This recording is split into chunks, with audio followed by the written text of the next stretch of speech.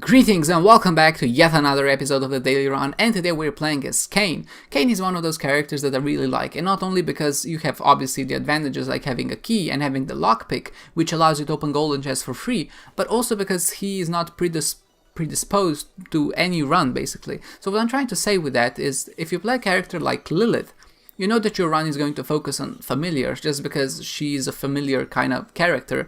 You get familiars when you get hit, your active item doubles familiars, and basically the only way you shoot is with a familiar. So you're kind of forced to use that box of items, the box of friends, the active item she has, in order to really stay competitive. You know, sure, you can argue, but you don't have to keep it, you could trade it for something else. But at that point, I think you're putting yourself at a disadvantage just because you're missing the main point of what makes Lilith, the ability to focus on her familiars. And if you switch that maybe for any other active item, you're gonna be marginally weaker. I'm not saying, of course, that you can't win a run without a box of friends. I'm just saying that if you trade it away from any other spacebar item, you're gonna be focusing yourself in a position that maybe isn't as comfortable. But whenever you're playing a character like Cain or Blue Baby, they don't have predisposed runs or I mean playstyles or something like that.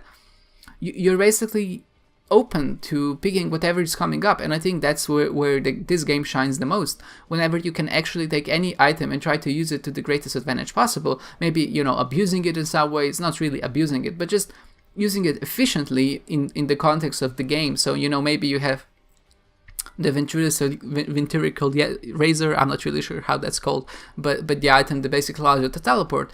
Whenever you teleport out, you get some invisibility frames, and you would never do that on any character that relies on having an active spacebar item like Isaac or maybe like the Lilith. But if you're playing as Cain, you can really use that item to a very great advantage, and I think it's a shame that people who only play Isaac or maybe just play a certain type of character which has a predisposed playstyle are gimping themselves from this experience of just playing a character that's kind of open to everything. And the greatest fun is whenever you have a run going on, then certain items start to synergize with each other that you maybe wouldn't even think they do. So what happens is you're playing as Cain and suddenly you pick up a Tears Up, and the Tears Up gives you maybe some kind of benefit, and for some reason, because you have some other item, that Tears Up turns into a huge damage boost that you would never find out if you just had any other set of items. And that's maybe a bit of a lame example just because it isn't really an example. I'm just trying to make a point. But yeah, I like the verbosity of the characters that don't rely on having an active spacebar item, just because I feel like your runs are more varied and you can actually expect different things to happen. And the greatest part for me is whenever you find that first spacebar item, you can really use it. And focus on it, you don't have to really wait for something great to happen, because yeah, with Lilith you're just gonna end up skipping a lot of items, and whenever you have to skip items, I don't really like that as a game mechanic. So like in this situation, when we entered the shop, we bought the Jar of Flies, and we would never buy the Jar of Flies on any character that already has a spacebar item. Sure, it's a very good item, and it really helps you out, especially with the damage we have now. But just the idea of trading it away from the box of friends, for example, or maybe for this 6, it just seems ludicrous, just because all of those items are so much better, and this one is just not as good in comparison, even though it is good on its own. And the fact that there are so many active items in the item pool means that whenever you're playing those characters, you're gonna end up skipping them a lot. So I really like the idea of having the new item that's coming out in the next DLC, the Afterbirth Plus, which will basically consume the trinkets and the active items, which means that whenever you use an active item, you're gonna consume another active item. So whenever you use this active item, you're gonna basically use all of the active items you've consumed at once.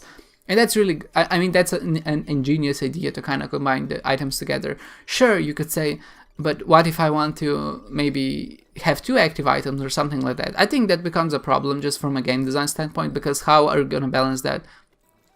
And I think that's something that Edmund talked about in the podcasts, just because it's hard to kind of have a dedicated button just to swapping items, and that doesn't really exist. And basically any solution that they could come up with is inelegant and not as effective.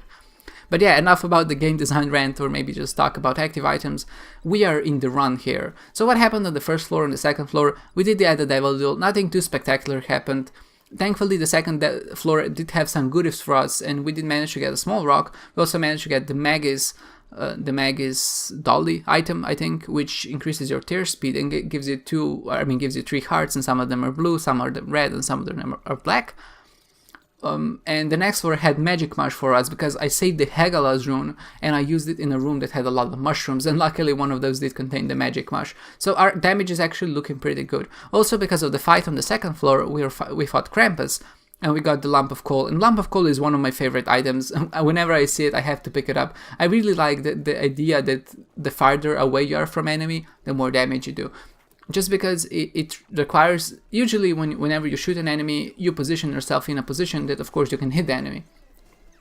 But because you kind of want to maximize your damage, maybe subconsciously even, you'll naturally try to gravitate away from the enemy. And I really like the dynamic that introduces to you whenever you're fighting, basically in any room, because you're trying to kind of keep the distance between you and whoever you're fighting, and that really, I think, adds a layer of complexity to the game, or maybe just to the run in general, because not just dodging and not just being in the optimal position, you're also trying to kind of maximize and optimize the damage you do, so you kill the enemies as fast as possible, because the faster you can kill an enemy, the less risk you have to yourself and the less damage you can inflict.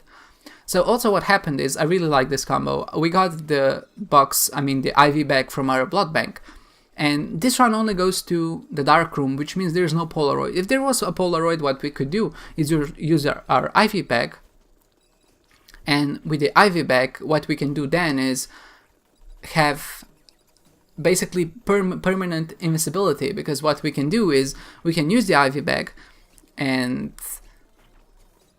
then that we hurt ourselves, and because we don't get any damage penalty, because the IV bag doesn't damage you like an enemy damages you, we would still get the proc, and because we would have the shield, then we could use that shield to actually kill the enemies.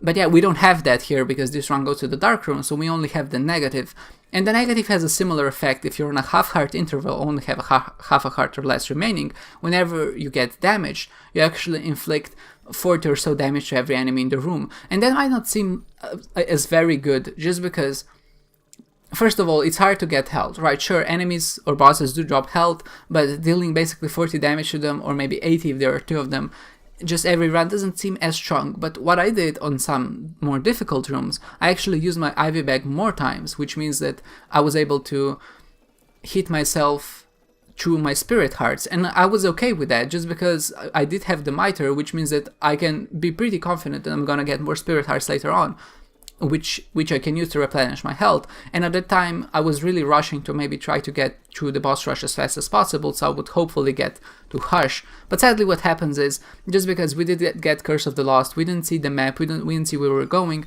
I took a few wrong turns, and just because this run was kind of slow to start, and there were, like I said, a lot of curses, we did get stuck in this position where we didn't see, and I was late for the Hush fight. So that was kind of a bummer. So basically everything I was doing before to try to maximize my chances and killing the enemies as fast as possible turned out a bit badly. And I'm a bit upset about that. But, you know, you can't be too upset, I guess, just because it could have gone worse. And I really don't like whenever a daily turns into this, when it's just up to the person finding or how fast you can find a room. But then again, I know I'm a slow player, and this is not the first time this has happened to me, and probably not the last time either.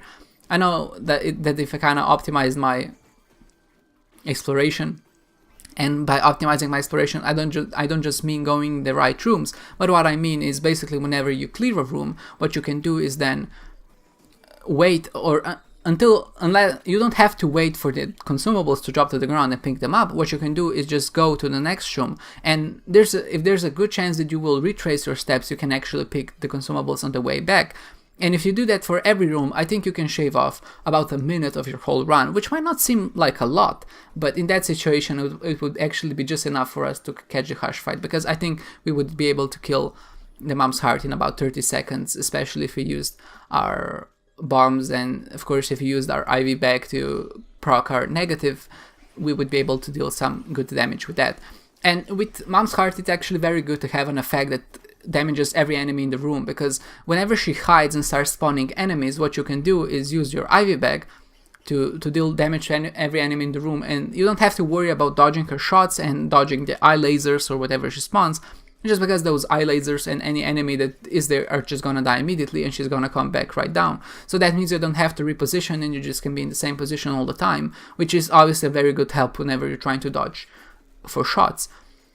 With that said, this run actually turned out pretty strong in the end. We had the Maw of the Void, which was pretty good. We got the item which gives us spectral tears and also gives us the penetrative shots, which is obviously also very helpful against a lot of enemies. And I don't really like the Dark Room with this setup, just because while we are dealing quite a significant amount of damage, this run really shines more on whenever we're shooting enemies which are weaker but there's more of, and this is not maybe as good for single target DPS, but it's still good enough damage just because we did get some damage ups, and the Magic Marsh obviously helps a lot. So in this situation, it wasn't too terrible. I was feeling comfortable enough to actually explore, because oftentimes I just don't do that because I feel like I just get hit more times and I actually get more points. And with that said, we did finish the run here, which ranked us in the 129th. And this run would have been better, of course, if it did get to Hush, which is very entirely possible. It was just me being a bit slow. And also if it took less damage, and for some reason I took a lot of damage penalty on this run. I know that I take regularly a lot of damage, but for some reason this run was just odd. Basically any spider that jumped out, or maybe any food that slammed down, it just seemed like it clipped me by a pixel where it really shouldn't. And this is how it turned out. Thankfully our item penalty is low enough, just because I didn't indulge myself into too many items, so maybe that's our saving grace here that allowed us to rank in the top 150. Thank you guys so much for watching, and I hope to see you next time.